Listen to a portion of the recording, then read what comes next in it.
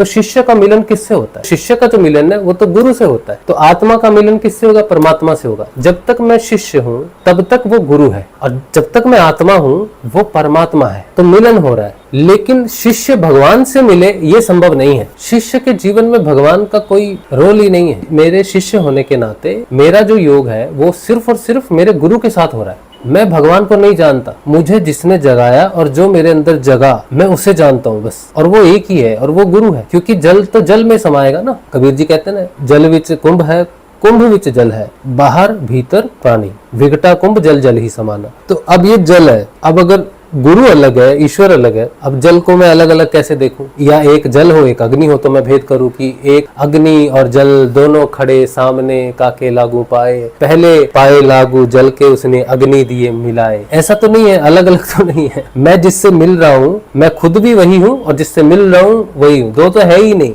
और मैं तो सिर्फ गुरुदेव से मिलने निकला हूँ, मेरा ईश्वर से मिलने का कोई प्रयोजन ही नहीं है। मैं जब इस पथ पर चला तो मैं तो सिर्फ गुरु के लिए चला हूँ, और अगर मुझे रास्ते में कृष्ण मिल भी जाए तो मैं उससे यही पूछूंगा कि गुरु किधर है? कृष्ण से कोई लेना देना नहीं है अपना। गुरु जब सामने आएगा फिर वो बताएगा कि मैं ही कृष्ण हूँ, तो ठीक है, आप ही कृष्ण हो, आपसे हमारा लेना देना है, इसलिए कृष्ण से भी हमारा लेना देना है। लेकिन आप अलग बैठे हो, गुरु को कृष्ण कह दे कि गुरु ने तुम्हें मुझ तक भेजा है, तो हम फिर कृष्ण से कहेंगे आप वापिस हमको गुरु तक भेजो। जहां तक गुरु है वहीं तक ही हमको जाना है, उससे आगे हमको जाना भी नहीं है, क्योंकि हमें हमारे तत्व स्वरूप में मिलना है।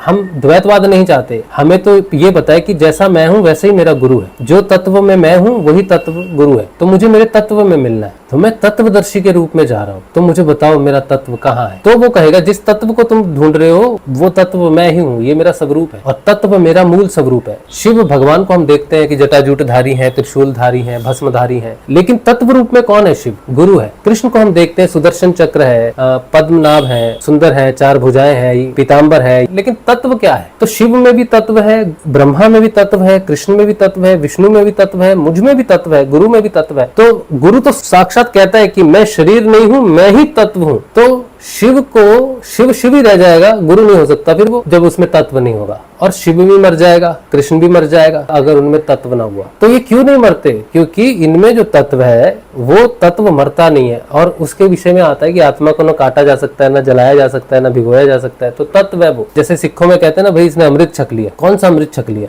आत्मा जिसकी जागृत होती है उसी ने अमृत छका है बस। एकमात्र अमृत है आत्मा, और गुरु कभी नहीं मरता। तो गुरु कौन हुआ? आत्मा हुआ। तो आत्मा जगाने वाला गुरु भगवान के समान नहीं है, भगवान का समरूप नहीं है। भगवान ही है, ईश्वर ही है, कृष्ण ही है, शिव ही है, तत्व ही है, गुरु ही है।